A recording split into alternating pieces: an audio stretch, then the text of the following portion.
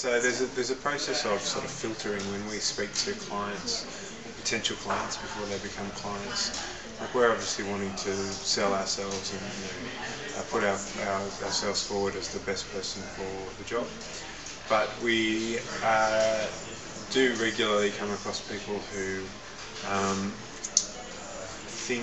don't approach design the same way as us, and are very much, this is just another box that needs to be ticked on, in this production line of what the project is, and it doesn't really work for us.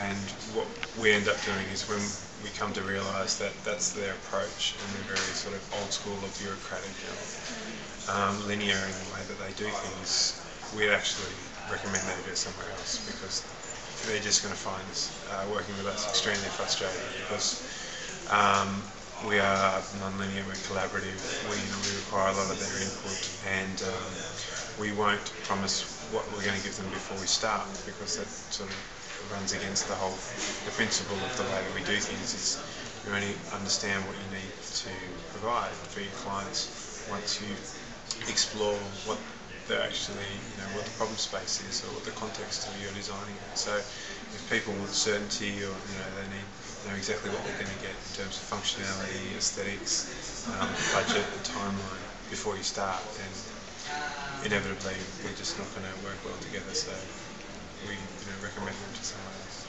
So you'd say that the sort of participatory aspect is, like, a lot of people would overlook it, but it's really important to us, it's key. Getting an effective outcome? Absolutely, absolutely. So participatory design, co-design is sort of central to our process, and that collaboration, like there's plenty of places, in fact most design agencies will collaborate internally, but it's rarer that they will collaborate directly with the client or with other external stakeholders of a project. And so whereas some companies might take a brief, discuss it at length, try and get their head around it, go away from the client, have an internal brainstorm, come back, make sure that they're on the right track, and go, okay, we're comfortable with this, then go away and spend weeks and weeks and weeks putting something together, coming back and going, what do you think?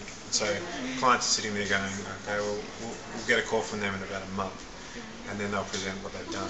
And if that's wrong, then they've spent a whole month going off in the wrong direction, which is incredibly wasteful. So what we do,